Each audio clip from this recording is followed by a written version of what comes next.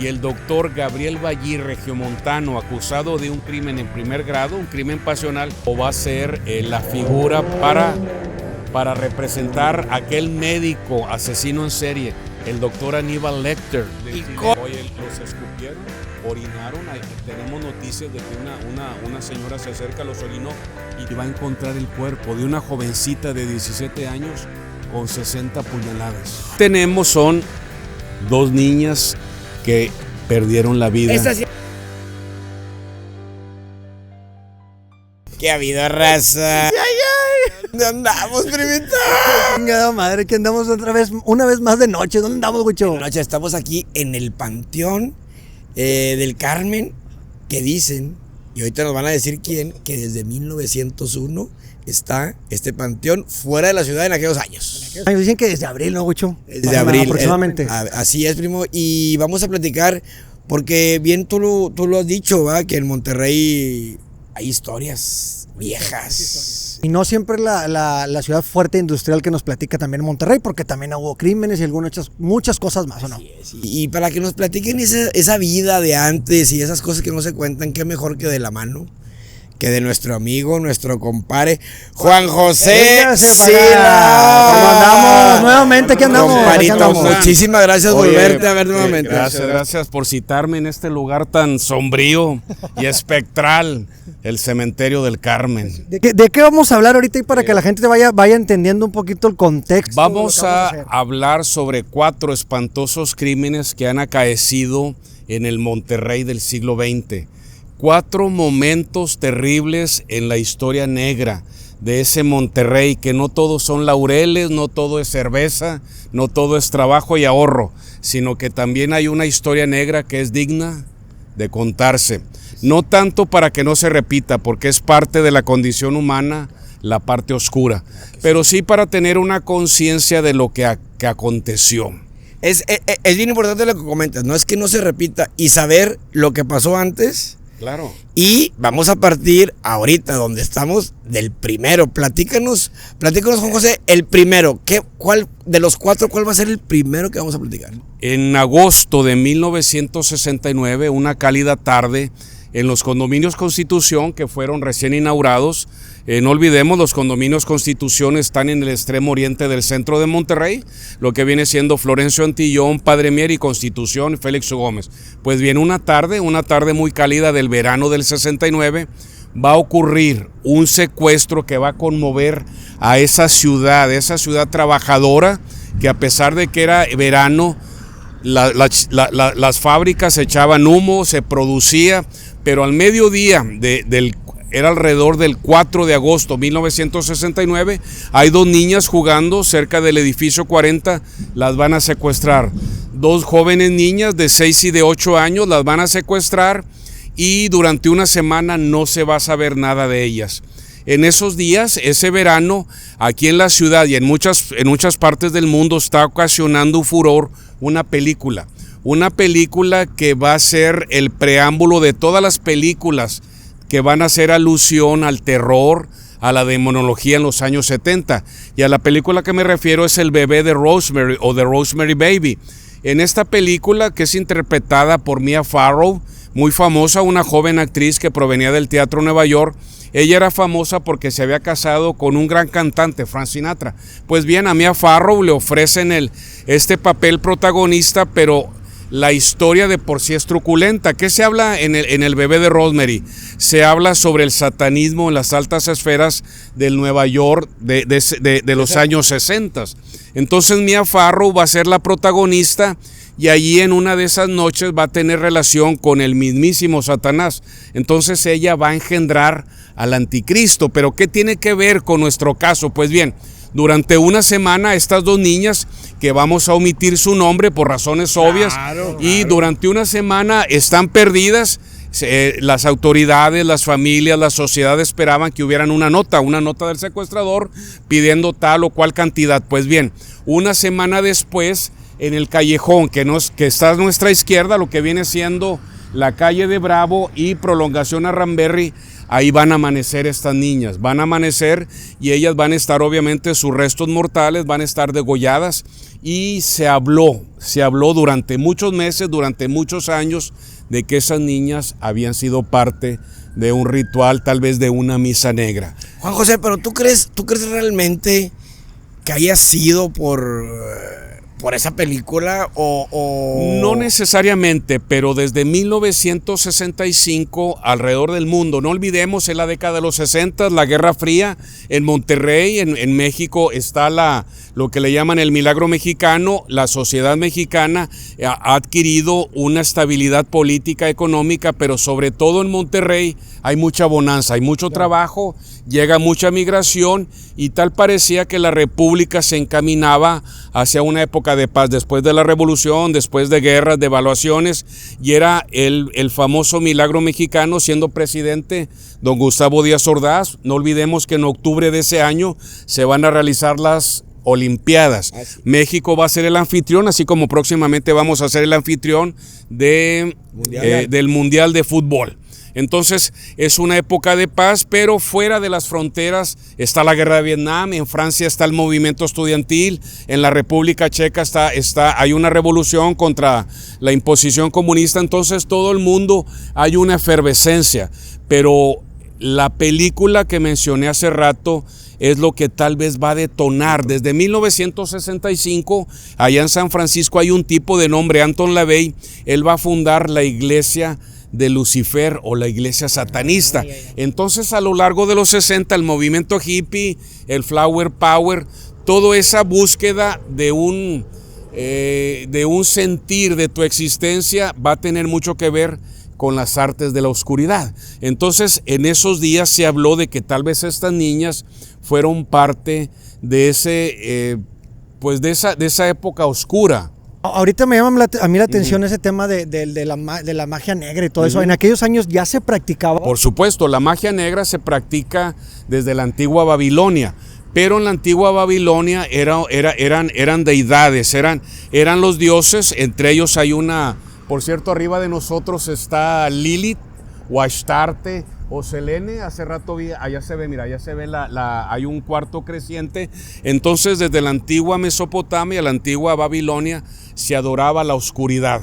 Pero no va a ser sino al nacimiento del cristianismo, hace 2000 años, en que esa parte oscura de la divinidad va a tener lo que los historiadores le llaman una eclosión o una gran expansión. Y en la Edad Media es cuando van a surgir, desde el Shabbat hasta el gato negro, desde movimientos. La brujería, los movimientos. Y no olvidemos que allá por el año de 1490 los reyes católicos, a instancias del papado, van a instituir el Tribunal del Santo Oficio, que entre tantos pecados va a perseguir a la hechicería y a la brujería. ¿Qué es la hechicería? ¿Qué es la brujería? Es utilizar la oscuridad o los poderes de la oscuridad contra los hijos de Dios.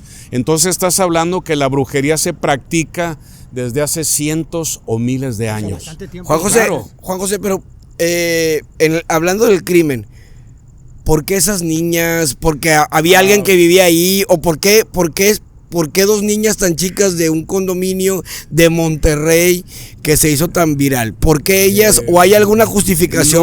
No hay justificación. Fue un crimen aberrante ayer, hoy y mañana.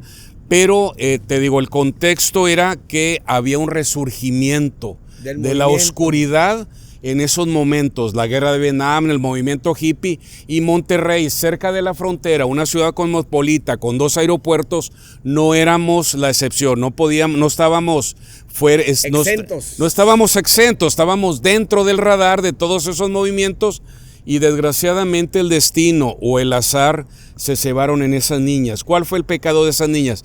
Estar jugando en los jardines de los condominios Constitución, y obviamente uno o 2 o 3 criminales las van a ver y las van a secuestrar. Porque, ahora, ¿qué tanto fue el impacto en Monterrey en aquellos años? Fue tremendo. Yo tenía 8 años, pero Yo recuerdo que ya, obviamente ya las televisoras tenían sus programaciones, noticieros nocturnos, vespertinos, pero sobre todo el principal medio, ¿sabes cuál era? El periódico. Todavía hay por ahí El Porvenir y otros periodicotes por ahí. Entonces, a través de los periódicos, de la prensa escrita, fue que la sociedad regiomontana se dio cuenta. Entonces, no olvidemos que el periodista como referente del acontecer diario de una ciudad, de una gran ciudad, ya para esos días teníamos más de 1 millón de habitantes. Entonces, no podíamos ser la excepción, tú lo mencionas. Desgraciadamente, el destino se va a cebar en estas niñas que tuvieron la desgracia de estar jugando esa tarde. No olvidemos que en agosto todavía hay vacaciones. En esos días te daban julio y agosto. 2 meses. Y el ciclo, exacto, el ciclo lectivo o el ciclo educativo empezaba el 1 de septiembre. Entonces eran vacaciones. ¿Y qué era lo que ibas a hacer una tarde muy caliente de agosto? Jugar en la calle, jugar a la sombra de algún frondoso árbol. Y desgraciadamente el destino se cebó en estas pequeñas. Fue un dañito colateral que les pasó referencia a otras cosas. Fue terrible porque todavía me acuerdo que durante semanas, durante todos esos meses, hasta bien entrado el invierno del 69-70, se habló de ese crimen.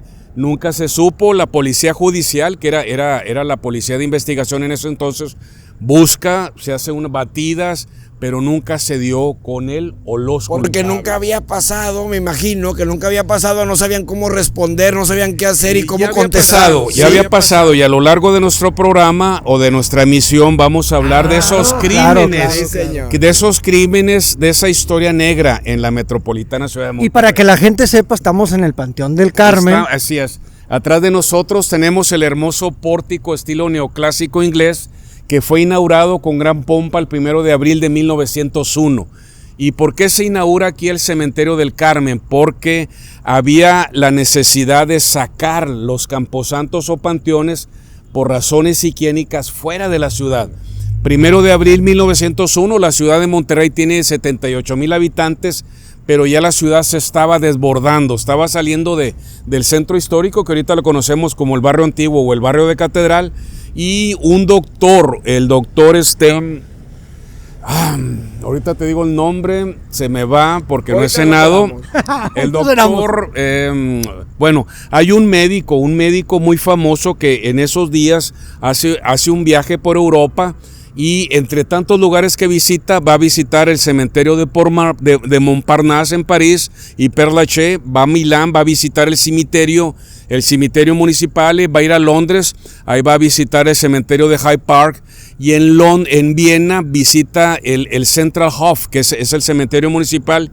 Él regresa, el doctor Amado Fernández Muguerza regresa, y dicen las crónicas que una tarde reúne a sus amigos en la cantina del Hotel Windsor, que era el hotel más elegante de Monterrey, que por cierto estaba en una callecita que se llamaba Sor Juana entre Suazua y Zaragoza. Se reúnen una tarde de 1900, y le dice a sus compañeros, aparte de ser médico, él era empresario, le dice, ¿sabes qué? Vamos a formar una compañía para hacer un cementerio moderno con todas las condiciones higiénicas. ¿Con fin de lucro, compadre?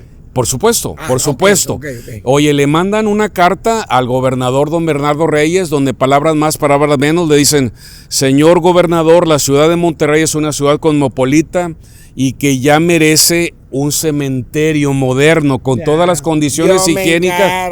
Y yo y mis socios nos encargamos.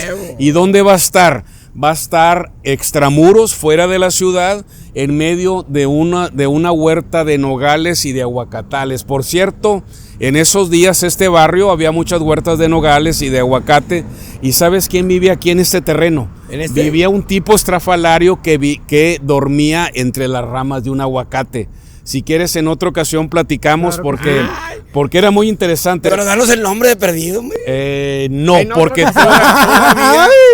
todavía la familia pesa mucho económicamente. Ajá. El caso es que le mandan un memorándum, y el gobernador, como buen mandatario, para las antenas y autoriza. Y el 1 de abril de 1901 se va a inaugurar con gran pompa. Para esto se contrata al arquitecto Alfred Giles. Este arquitecto británico es el que va a darle la forma del estilo neogótico inglés tardío. Y si ven para allá, allá vemos una hermosa capillita que está consagrada a Nuestra Señora del Carmen. ¿Y por qué? Porque la madre del doctor Amado Fernández Muguerza era muy devota de Nuestra Señora del Carmen, que es una advocación mariana que viene desde la vieja España. Entonces es muy hermosa, lástima que no podemos entrar, pero si en otra ocasión ustedes lo autorizan, vamos, porque muchísimo gusto. Está mausoleos y tumbas. Habría que hacer uno exclusivamente de hablar aquí, porque a mí me interesó lo que dijiste, es que había misas en latín, pero eso es para otro capítulo, ¿verdad? Así es. Entonces, desgraciadamente, este callejón entre el cementerio de Dolores y el de Carmen va a ser el escenario donde una mañana un obrero va a descubrir a las dos niñas tiradas en medio de basura y las van a encontrar degolladas.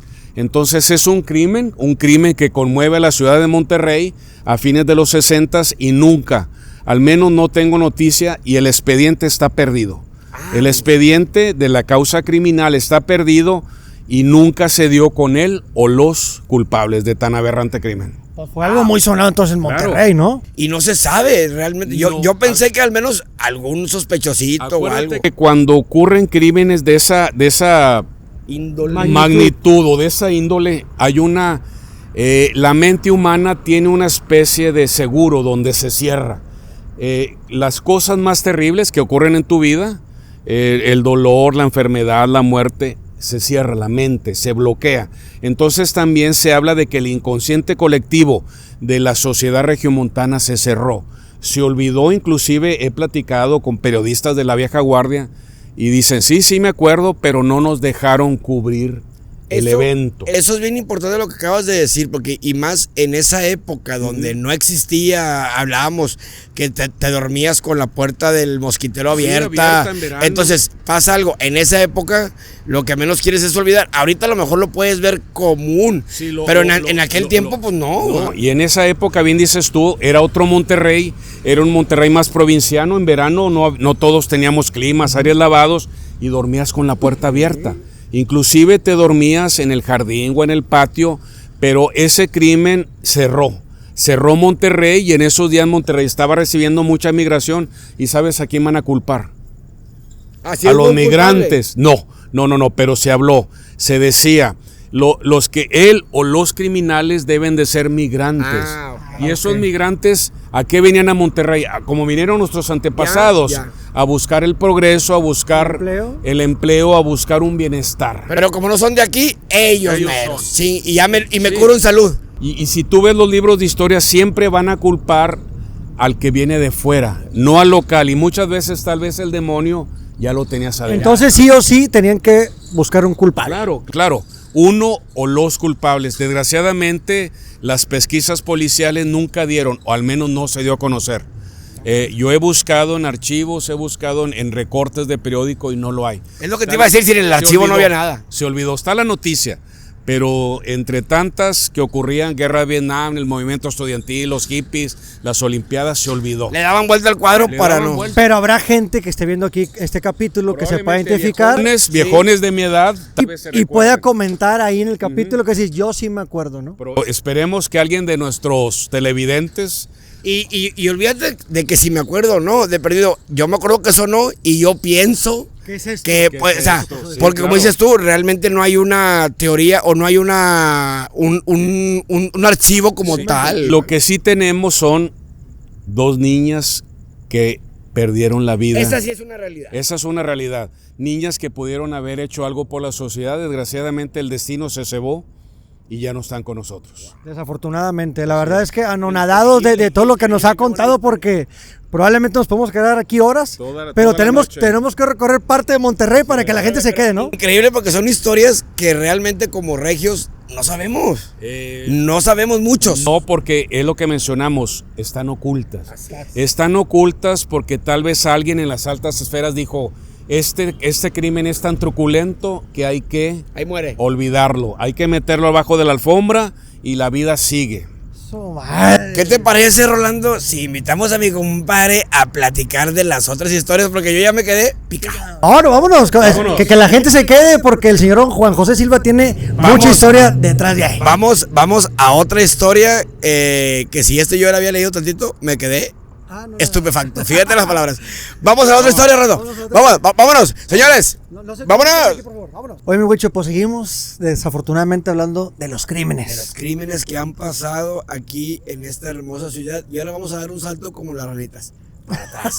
Nos vamos a ir al 1959, ¿es correcto, profe? Al otoño de 1959, un 9 de octubre, al atardecer, va a ocurrir otro de los grandes crímenes en la historia negra de esta hermosa ciudad. Y resulta que había un médico aquí en la calle Artículo 123, en la colonia Talleres, a unos kilómetros de aquí donde nos encontramos, y él llevó el nombre del doctor Gabriel Ballí, un médico muy afamado, un médico de gran prestigio, muy certero en sus diagnósticos, pero que dicen las malas lenguas que por ahí tenía una íntima amistad con un joven estudiante de medicina. De pronto, en algún momento de esa tarde del 9 de octubre del año del Señor del 59, se sale de control. Dicen las crónicas que el estudiante, su amigo íntimo, le dice: ¿sabes qué? Te voy a abandonar. ¿Por qué? Dijo: porque me tengo que casar, la sociedad así me lo exige. ¿Tienes otro?, responde el doctor, y le dice: no, simplemente la sociedad hay que cumplir con ella. Muy bien, sin problema, vamos a tomarnos una copa, ¿me la aceptas? Sí, cómo no, dijo, y tú te separas, nos vamos y cada quien ser feliz. Oye, total, va, allí en su casa, era el consultorio, va y prepara, me imagino que alguna bebida, algún whisky, pero dicen las crónicas que le va a echar unas gotas de pentotal sódico. El pentotal sódico era un narcótico que se va a descubrir en un laboratorio suizo en 1930.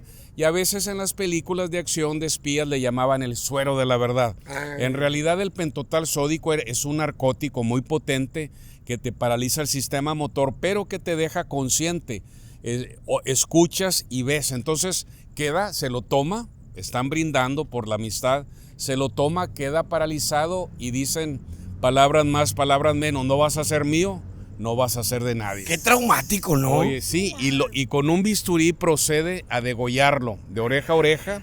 Lo agarra, como el doctor Ballí era un hombre de alrededor de 1,75, un hombre fuerte, alrededor de 30 años, lo agarra, lo lleva hacia el lavadero. ¿Se acuerdan que muchas casas de Monterrey tenían el lavadero? Correcto. Donde pues obviamente ahí tallabas la ropa, etcétera. Lo lleva, lo desangra. Una vez que lo desangra, lo procede a cortar. Y el doctor se jactó hasta el final de sus días que, como era médico cirujano partero, hace cortes precisos, cortes quirúrgicos, o me imagino que con un afilado bisturí, lo corta, y ya una vez desangrado, ¿saben lo que va a hacer? Lo va a colocar en una caja.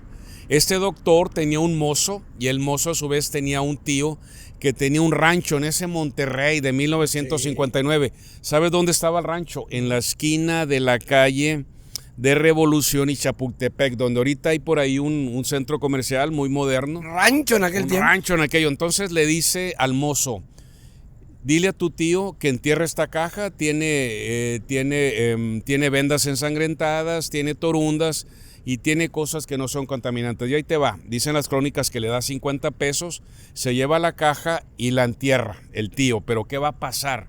Me imagino que el tío, por cansancio, por pereza, la entierra a flor de tierra, valga la redundancia, la entierra a poca profundidad, y aquí es donde va a entrar la leyenda, porque todos nuestros crímenes van a tener una leyenda urbana. Claro. ¿Y sabes lo que dice la leyenda? Que una vaca pinta va a escarbar. Hasta donde yo sé, las vacas no escarban. Para mí tal vez fue algún cabra o algo, alguna cabra, algún marranito. El caso es que escarba y van a salir 3 falangetas, 3 dedos, los dedos no sé cuáles, salen, y obviamente el señor, el propietario del rancho, se va a asustar, le va a hablar a la policía, y ahí es ya Guadalupe, y la policía de Guadalupe le va a hablar al servicio secreto, el abuelo de la policía ministerial. Yeah. Se persona, obviamente encuentran los restos macabros, pero con tan mala suerte que en el pantalón, ¿sabes qué había? Había una cartera. En la cartera sacan una identificación, es la de la víctima, un joven estudiante de 19 años que cursaba la carrera de medicina. Van a su casa, y una vez ahí, después de que entrevistan a su familia, les avisan de que este joven tenía una amistad muy íntima con un doctor que vivía en la calle Artículo 123. Me hubiera gustado ir, pero todavía es una zona muy familiar y tal vez para no ir a molestar. Después ya habrá oportunidad. Vamos, o al rato les envío unas fotografías de la época, parte de la investigación forense.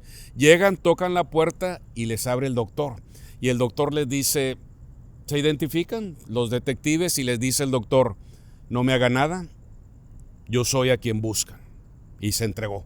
Se entregó, confiesa el crimen y él dice, yo cometí ese asesinato en un arranque pasional. Bueno, lo condena, fíjate, este doctor lo condenan a muerte, en la última condena a muerte en el Estado Libre y Soberano de Nuevo León. Es lo que te iba a decir porque no existe. Sí. Bueno, todavía estás hablando que el caso penal va a ser llevado en el curso de la primavera del verano de 1960 y el juez de instrucción lo condena a muerte. Obviamente ya no había el paredón, ya no había horcas y le van a dar la pena máxima, que eran 25 años por homicidio en primer grado. Y perfecto, lo llevan a la vieja penitenciaría, Penal del Topo Chico, que ahorita creo que es el parque, el Parque Libertad, no recuerdo. Oye, pero el doctor, obviamente, pues una vez que está adentro, él pide y le dan el control o lo hacen responsable de la enfermería del penal. Él empieza a atender con ese don que él tenía para tratar las dolencias. Y de médico, ¿no? De médico, un médico. Oye, total, en uno de esos días pide permiso y empezó a atender a su numerosa clientela. Este doctor tenía un corazón generoso y él atendía a muchos pacientes de clase humilde y no les cobraba. Entonces, en esa época, en noviembre de 1959, en la carretera Colombia, allá en el entronque Villaldama, va a ocurrir un caso que se va a entroncar con el caso del doctor Ballí. Resulta que un fugitivo, un ex marín tejano de nombre Dai Askew Simon, un joven marín de 25 años, viene a Monterrey escapando de la ley en Texas, traía ahí unos problemas, pero en el entronque a Villaaldama, en la carretera Colombia, ahí hay un incidente todavía un poco nebuloso, pero en ese incidente él va a asesinar a 3 jovencitos de una familia regiomontana. Los asesina, pero uno de ellos sobrevive a las heridas de bala y es el que va a identificar.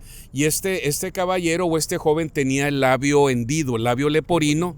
Y imagínate, en ese Monterrey que venían pocos turistas, un rubio de 1.80, ojos de color, el típico norteamericano. Como nuestro camarógrafo. Así como el camarógrafo rubio, yankee. Entonces lo atrapan en un hotel de aquí de la central de autobuses. Igual lo condenan a muerte, pero como no había ya pena capital, le dan la pena máxima, 25 años. Bueno, en el verano de 1964 va a venir un joven reportero de Fort Worth de nombre Thomas Harris y él representaba la revista Argosy, se presenta en la guardia de la penitenciaría o el viejo penal del Topo Chico, pide permiso para entrevistar al presidiario Dick Askew Simon, el tejano. Oye, de pronto, mientras está esperando el permiso, ve que hay una larga fila de gente, niños, señoras, personas de edad, y le pregunta al guardia, ¿quiénes son esas gentes? Vienen a consulta. ¿Cómo? Vienen a consulta con el médico de la cárcel. Interno de la cárcel. Sí, oye, total, ya le dan permiso, se entrevista con el alcaide. ¿Qué necesita? No, pues vengo a entrevistar al presidiario tejano Askew Simon. Soy fulanito de tal, Thomas Harris, de la revista Argosy. ¿Cómo no? Adelante. Oye, termina la entrevista, va con el alcaide y le dice, quiero platicar con ese médico. Y le dice el alcaide, no, ese es un criminal, es un vampiro, es un monstruo. No te acerques. ¿Quién es él? Ya le dan los pormenores. Dice, ¿quieres seguir entrevistarlo? Sí. Bueno, le dan la autorización y Thomas Harris, que con el tiempo se va a convertir en un gran novelista, de historias policíacas.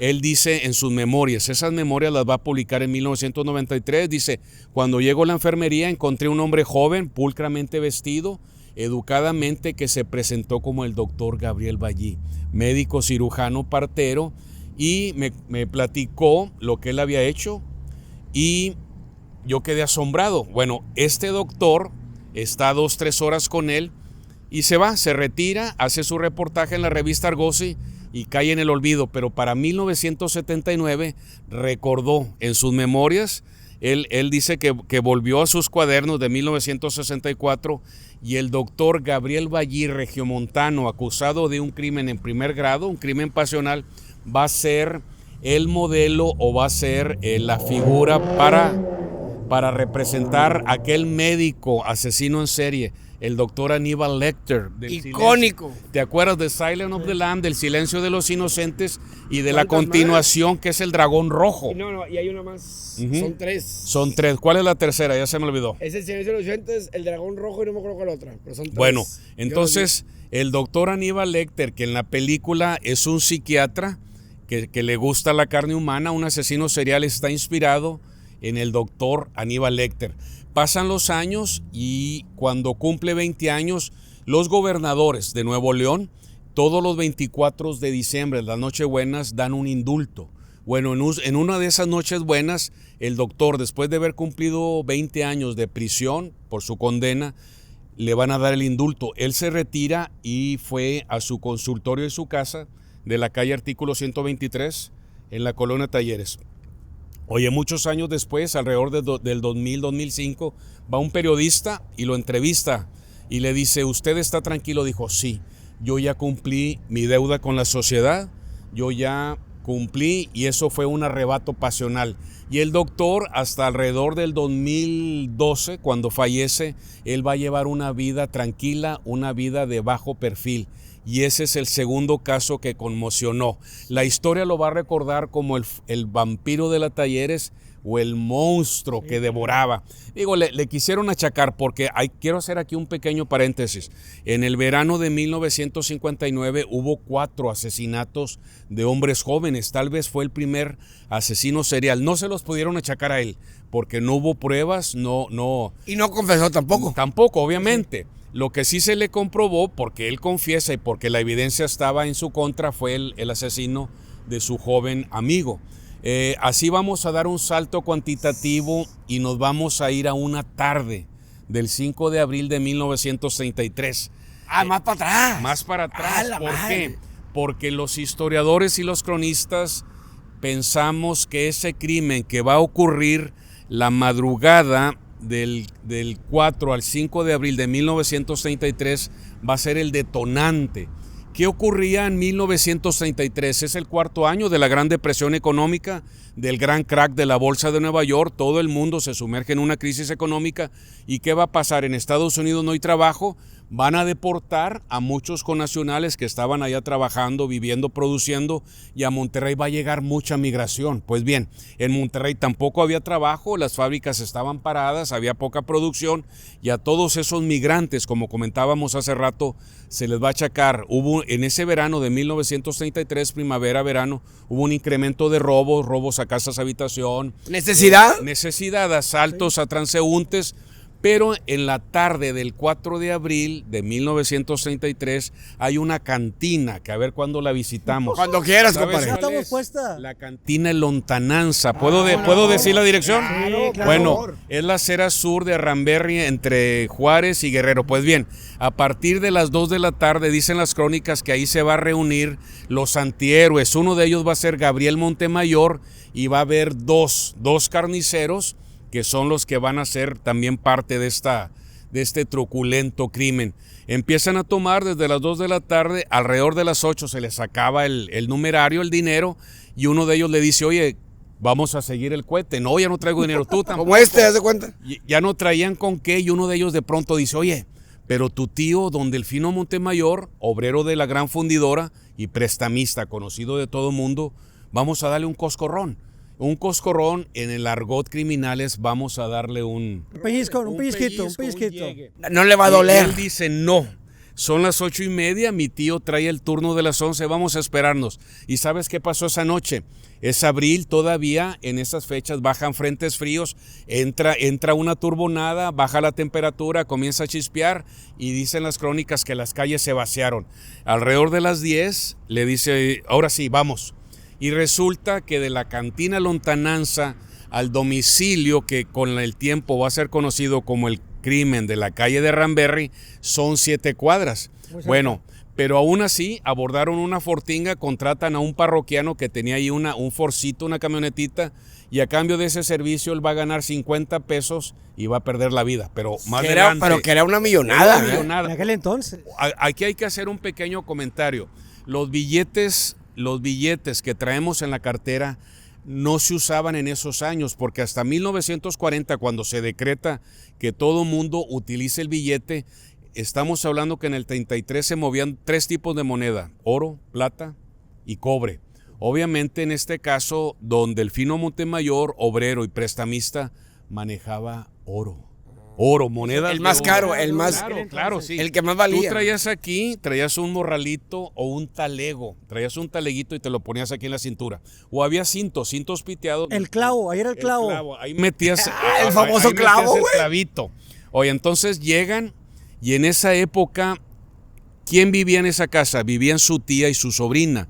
Era doña Delfina Lozano y su hija Florinda Montemayor. Toca la puerta. En esa época había tanto respeto que si el hombre de la casa, aun cuando fuera pariente tuyo, si no estaba, tú no podías entrar. Toca la puerta, ¿quién es? Toca la puerta. Respeto. Y era respeto. Y le dice, soy yo, tía. ¿Quién? Soy Gabriel, tía. Ábrame, traigo una urgencia. Vete, mijito, no está tu tío, vente mañana, tu tío regresa después de las 7. Aunque sea familiar. No podías entrar por el respeto que había en esa época, las costumbres, lo que tú quieras. Entonces dice, no, ábrame, tía, ábrame. Seguía tocando el portón. No olvidemos que esas casonas tenían un portón y una entrada que era el zaguán.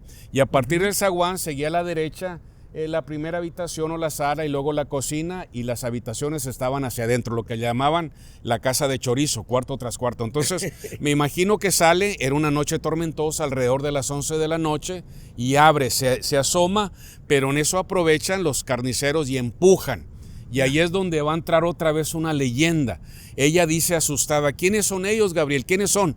Uno de ellos saca un cuchillo, lo que le llaman el belduque o el cuchillo cebollero, y le da un golpe aquí en la frente. Directo. Sí, y es cuando la tía dice en las crónicas que grita, no me mates, Gabriel. Y dicen que en la cocina había un perico, pero al rato voy a abundar un poco. El perico supuestamente va a escuchar, no me mates, Gabriel, y ese va a ser... Pero bueno, entonces lo que se iba a convertir en un simple robo con escalo, se va a convertir en una violación, porque con el tumulto sale su prima de 17 años en paños menores, sale a ver qué pasa con su mamá, y ahí es donde le va a salir el demonio a los que iban a robar. Ya que Claro, ya estoy aquí, y con la complacencia, dicen las crónicas que los dos carniceros van a aprovechar la juventud de esta chica y van a abusar de ella. Y ¿sabes qué es lo más increíble? Que Gabriel, su primo, no va a mover un dedo, al contrario, va a sostener a su tía, y mientras la sostiene va a tener lugar ese tremendo o ese crimen espantoso que va a ser el abuso. Y lo que iba a ser un simple robo, para evitar o para no dejar testigos, las van a degollar. Las van a degollar, va a haber un río de sangre, y dicen las crónicas que se llevaron entre 3,000 y 5,000 pesos oro. No olvidemos que en esos años la gente no confiaba en los bancos. ¿Y dónde guardaba el dinero? El dinero lo guardaba abajo de la cama. ¿Cómo le llamamos abajo del colchón? Abajo, pero ¿sabes también dónde? Lo escondían en el fogón. Entonces no había estufas, no había hornos de microondas, entonces había una chimenea, y en esa chimenea estaba el fogón, ahí donde se preparaban los alimentos, el café. Bueno, muchas veces abajo de las cenizas era donde se escondía. Me imagino que ahí encontraron el dinero, producto del trabajo de don Delfino Montemayor, se lo llevaron. ¿Y qué va a pasar? Al siguiente día, dicen las crónicas, afuera, por cierto, en la calle de Ramberry corría el tranvía eléctrico que iba de Catedral hasta Fundidora. Entonces, don Delfino tomaba el tranvía para ir y para regresar. Llega y ve la puerta abierta. Ya me imagino la escena dantesca. Porque no era natural. No era normal que... estás hablando que era una mañana tal vez de 10, 15 grados. Se asoma y ve el río de sangre, ve a sus dos seres queridos y se desploma en una mecedora. Minutos después viene un vecino y le llama la atención que la puerta esté abierta, una mañana fresca. Se asoma y ve a don Delfino sentado en una mecedora. ¿Se acuerdan esas mecedoras que eran de los abuelos para tomar el fresco en el zaguán o en la calle? El caso es que le dice, está bien, señor, ¿qué se le ofrece? Y dicen que él nomás con la mano derecha señaló hacia la cocina y hacia la estancia principal, y ahí me imagino estaban los cuerpos y un río de sangre. Y ahí es cuando ya se va a combinar la leyenda con la realidad. Y resulta que el gobernador va a ordenar al comandante, al coronel, inspector de policía. Era tanta la presión de los medios, de la sociedad, búscalos. Y aquí es donde va a entrar el verdadero héroe. El verdadero héroe fue un detective, un joven detective de 26 años, que él se había bebido todas las novelas de Edgar Allan Poe, también de esta chica, de Agatha Christie. Entonces, él traía varios clichés. El criminal siempre vuelve a la escena del asesinato, del crimen. Y dos, va a haber muchas huellas. ¿Quién crees que estaba? Se corre la voz, llega la policía, llegan las ambulancias. ¿Sabes quién estaba entre la multitud que estaban de mirones? Gabriel. Él toma nota, muy bien. Había un reguero de sangre, pero este detective, él va a poner en práctica todos los métodos de investigación, huellas dactilares, pisadas, pero realmente lo que va a detectar o lo que va a llevar a la resolución de este terrible caso es que este joven detective empieza a recorrer todas las cantinas. ¿Y sabes qué era lo que checaba? ¿Quién traía dinero? Porque le habían robado una lana. Le habían robado. Es lo que dicen las crónicas. Hay dos cosas que no puedes ocultar: lo tonto y el dinero. No quiero decir la mala palabra. ¡No, pendejo! Entonces él empieza a ir a todas las cantinas alrededor del Mercado Juárez.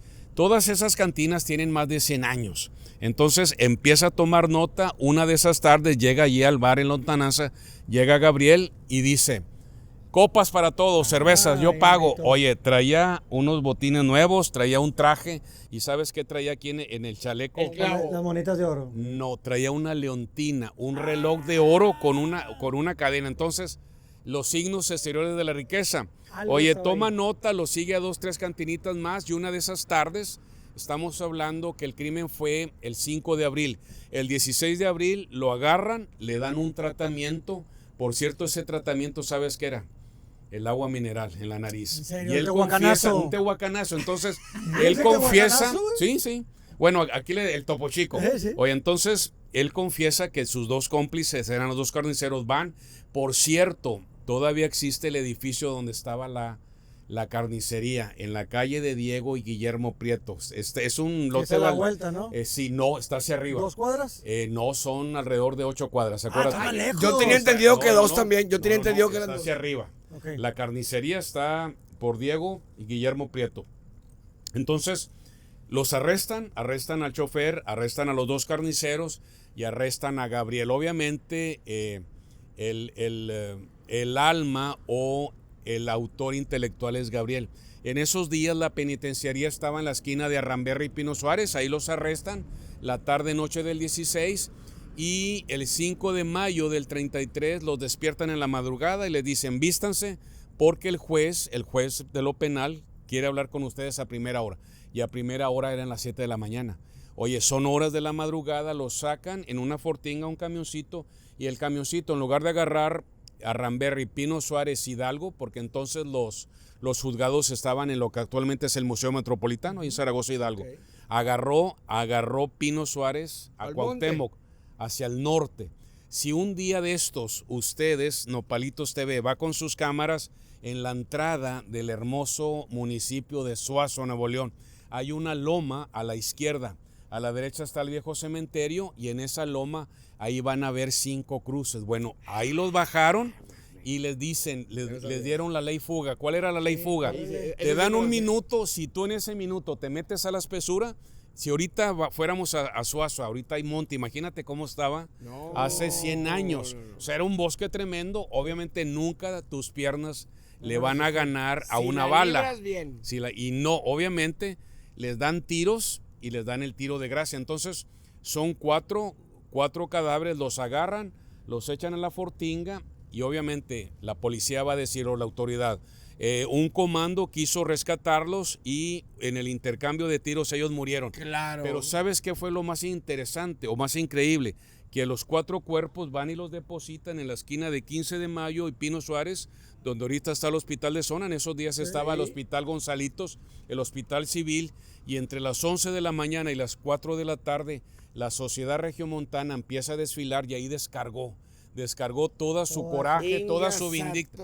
Oye, los escupieron, orinaron, tenemos noticias de que una señora se acerca, los orinó, y o sea, fueron víctimas del escarnio público, de la vindicta. Para las 4 de la tarde el gobernador le informa al inspector, sabes que ya estuvo bueno de escarnio, entrégalos. Entonces, a las 4 de la tarde los van a entregar a sus deudos y se les va a dar cristiana sepultura. Pero ese crimen cambió la faz de esa ciudad que teníamos alrededor de 200,000 habitantes. Hasta entonces la ciudad ya no volvió a ser la misma. Eso yo te iba a preguntar, compadre, porque esta historia que tú acabas de platicar es bien conocida, si bien sabido, y ahorita lo comentas, cambió la historia también. Sí. Pero lo que tú comentas, a mí me intriga el tema ese del detective que de 26 años que investigó, que fue al bar. A ver, todo el mundo sabemos que es el loro el que lo delató. Y ahorita tú cuentas, o sea, la verdad, el decir un detective fue el que fue al bar, detectó. Es increíble eso porque pues es más real, ¿no? Claro, y eso te da mucho que decir. ¿Por qué? Porque estás hablando que el cuerpo de policía de la ciudad capital de Monterrey ya en esos días había dado un salto cuantitativo. Ya no tenía que recurrir a torturas o a otros procedimientos nada convencionales, y este joven detective, conocedor de la psiquis humana, empezó a seguir. Él sabía dónde se van a reunir los criminales.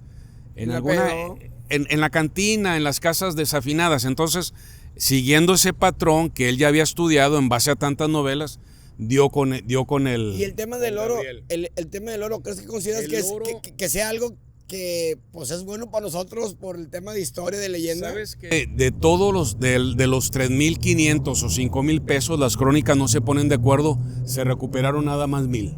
Se recuperan 1,000, pero otra cosa, don Delfino Montemayor nunca recuperó la cordura. Él hasta el final de sus días, obviamente nunca, al ver tan tremendo suceso que ocurrió en sus familiares, nunca recuperó la razón, y esa casa va a caer. Obviamente siguió en manos de la familia, la rentaron en ratos, pero para fines de los años 60 va a quedar en el abandono. Y es aquí donde quiero puntualizar por qué. Porque para fines de los 70, principios de los 70, aunque ya era un crimen que tenía más de 30 años atrás, todavía estaba presentes en la leyenda de esa ciudad. Para los años 80, mucha gente iba de boca en boca, pero ¿sabes qué va a ocurrir a fines de los 80? Mucha gente va a empezar a acudir a hacer trabajos oscuros, ritos satánicos. Pero en 1994 hay un buen amigo que quiero hacerle un homenaje, Hugo Valdés, un gran escritor. Saludos a don Hugo Valdés. Él va a rescatar del olvido y va a novelar el crimen de la calle de Ramberry. Se va a convertir en un bestseller, y de nuevo la Sociedad Regiomontana va a redescubrir un crimen que había ocurrido 60 años atrás. Y a partir de 1994, esa casa se va a convertir en un ícono, hasta la fecha. Creo que ahorita es un museo temático. Sí. Hasta ahorita creo que están haciendo una pequeña remodelación, cosas así por decirlo. Bueno, y creo que por ahí es un museo y te hacen ahí algún recorrido y te narran lo que ahorita brevemente hemos tenido bien. Después de este caso, la Sociedad Regiomontana ya no va a ser la misma. ¿Y sabes qué va a pasar el 14 de noviembre de 1938? Una fría mañana, en un lote baldío donde ahorita está la estación,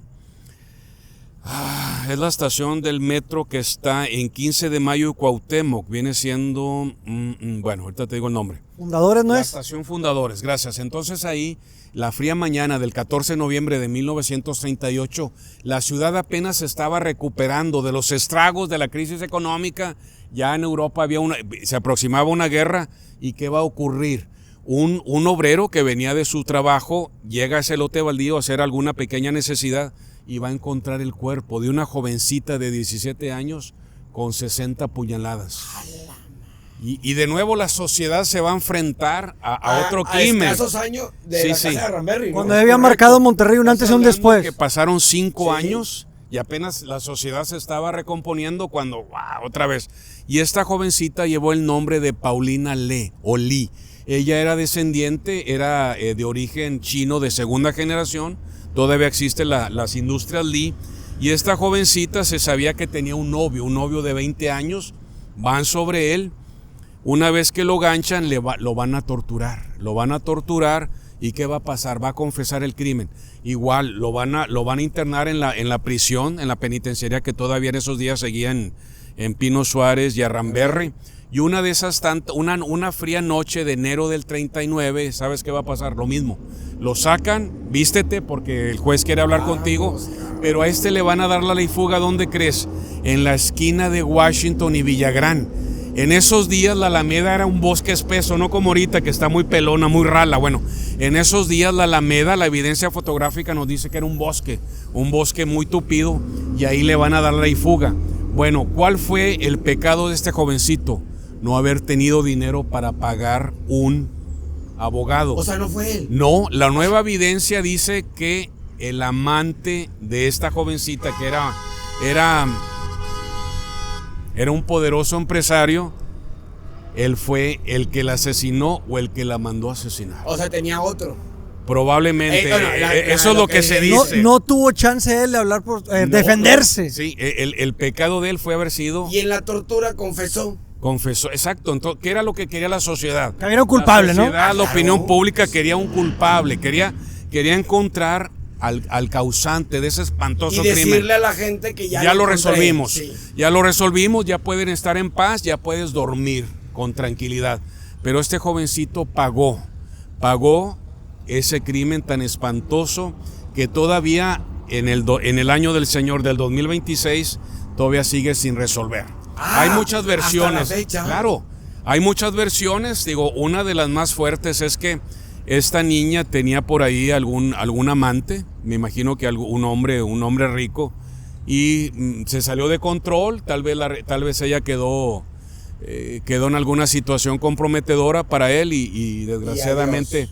Pero imagina, 60 puñaladas, fue algo, se ensañaron. Brusco el asunto. Y yo me acuerdo que mi abuelo, yo tenía 4 años, me platicaba del crimen de la Chinita Lee, así se le recuerda. Okay. O inclusive por ahí hay una novela también de Hugo Valdés de nombre El crimen de Paulina Lee o Lee. Así es, así está. Así está conceptuado. Entonces estás hablando que han ocurrido espantosos crímenes.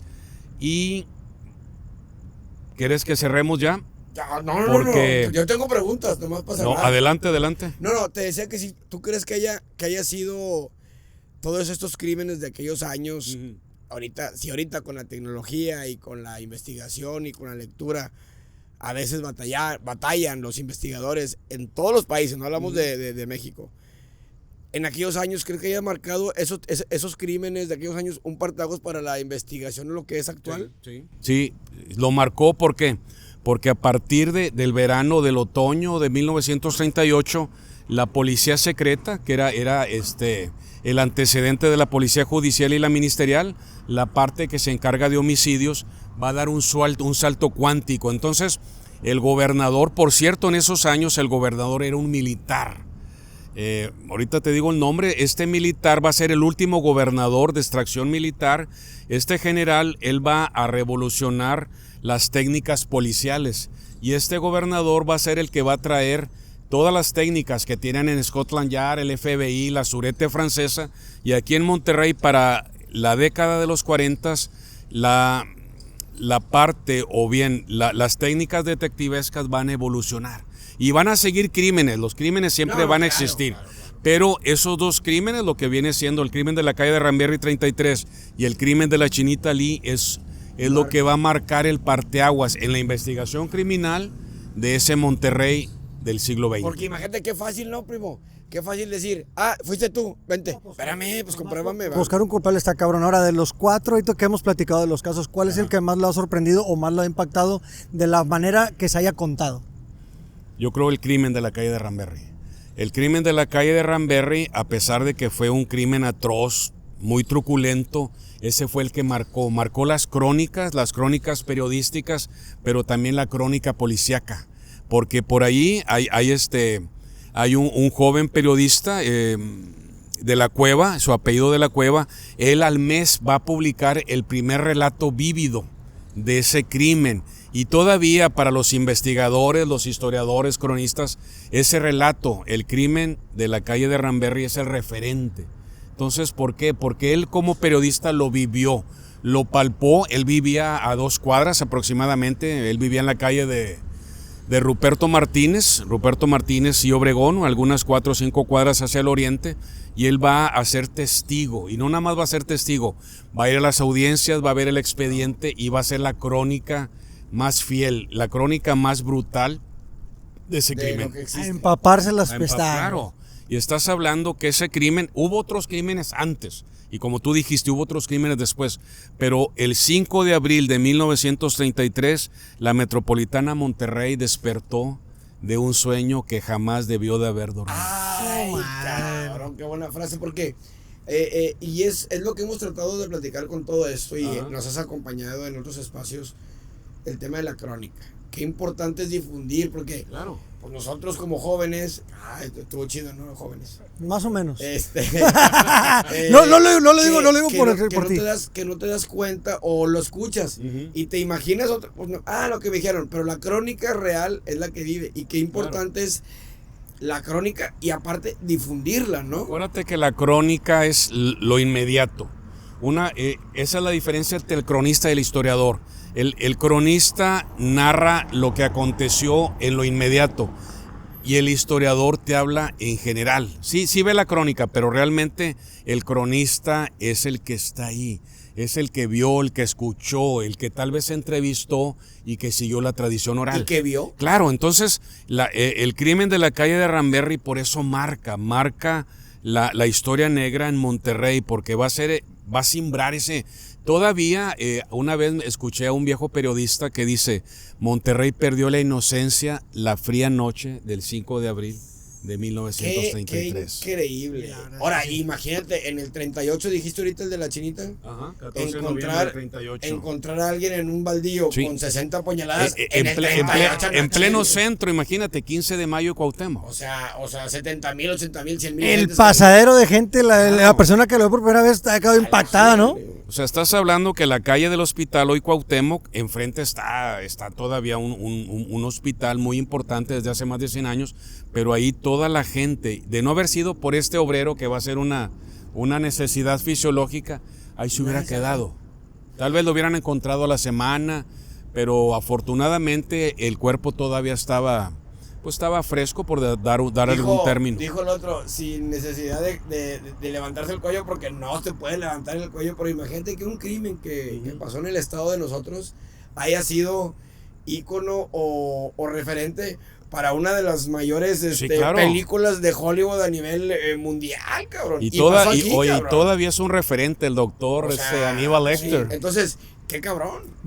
Yo escuchaba ahí leía que creo que no había salido hasta que el anonimato estaba hasta que falleció el doctor Balín, ¿no? Es correcto. Sí, ¿verdad? Que fue a la edad de los 80 años, ¿no? Okay, lo aguantaron. Sí. O sea, lo aguantaron, fallece el señor, el doctor Balín. Hasta el 2003 en que Thomas Harris va a revelar, más bien fue el 2013, cuando él va a revelar en sus memorias que la inspiración para el psiquiatra asesino serial Aníbal Lecter fue el doctor Gabriel Ballí, regiomontano, médico cirujano. Y esperó a que falleciera el doctor, es correcto. O sea, esa fue la condición. Es increíble que algo de una tragedia, y no te das cuenta y te vienes a enterar que aquí en el estado en el que estamos fue inspiración. Pues no está chido, ¿no? Pues no, para empezar. No quieres que te recuerden por eso. No, pero pues es inevitable. Claro. No puedes. Pero si tú quieres es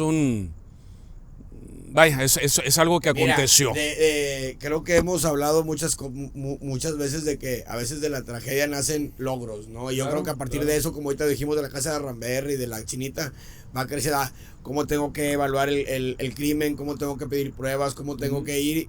Y yo creo que pues, la justicia hasta la fecha que tenemos ha sido por errores al final del día, ¿no?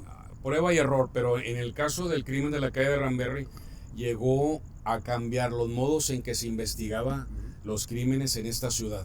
En otros lugares no sé, pero aquí en Monterrey sí fue un parteaguas, para bien. La misma sociedad fue la que estuvo ahí. Sociedad, obviamente la presión de la sociedad a través de los medios, a través del público que presionaba al alcalde, a las autoridades, resuélvanlo. Se resuelve y desgraciadamente van a ocurrir otros crímenes. Nos llevaría toda la noche. Claro, pero para otro capítulo. Para otros programas. Es correcto. Esta es parte 1. Así es. Las redes sociales, señor Juan José Silva, ¿dónde lo pueden encontrar? Juan José Silva Benítez en Facebook y Grisi Tours en Instagram y en YouTube. Ok, pero hace recorridos, que también lo que hace para que le platique para la gente que esté interesada. Tenemos un tour, se llama un tour espectral, donde se visitan los 4 lugares que ahorita tuvimos a bien narrar rápidamente. Se ubican geográficamente en el centro histórico de Monterrey y el tour dura alrededor de 3 horas, un tour espectral. Y por cierto, después de ese tour y de hablar de sangre y de crimen, terminamos bebiendo una fría cerveza en alguna cantina. Como debe de ser. Para quitarnos el miedo. No festejar, solamente nada más limpiarnos. Claro, quitarte el polvo del camino. E invitarlos a ver el capítulo que tenemos con nuestro compadre en Cantineando de la historia precisamente de la cerveza. Vayan a verlo, interesante. Y pues este capítulo también estuvo genial. Cuatro historias, 4 crímenes icónicos en la ciudad. Claro. Y que siguen en la historia de Monterrey. Y el día que manden, a ver si hacemos un pequeño tour aquí por dentro. Primeramente Dios, hay que la gente comente, Mira, Isaí, bien contento, a estos les encanta el pedo, nosotros somos un poquito miedosones, pero nos encanta el pedo. Invitando a la gente a las redes sociales como Los Nopalitos TV en cada una de ellas, no les cuesta absolutamente nada. Si quieren saber más de los recorridos, por favor consulten las redes sociales de aquí el señorón Juan José Silva, que es un expertise en la historia, ya ustedes lo vieron. ¿Qué te puedo decir? O que nos pregunten en las redes de nosotros y nosotros le hacemos llegar la información. Bienvenidos a todos, los esperamos un like. Juan José, muchísimas gracias. Muchas gracias por la oportunidad. No. Y siempre es un honor estar aquí en Nopalitos TV. Prontamente vamos a ver la parte 2 para que lo esperen. Vas a ver porque hay mucha historia. Bueno, vamos, raza, muchas gracias. Aquí el equipo de trabajo, compadre. Aquí a este lado también. Gracias desde España para el mundo, señores. Pues vamos, y antes de decir a la gente que los queremos mucho, los queremos ver triunfar. ¡Ánimo!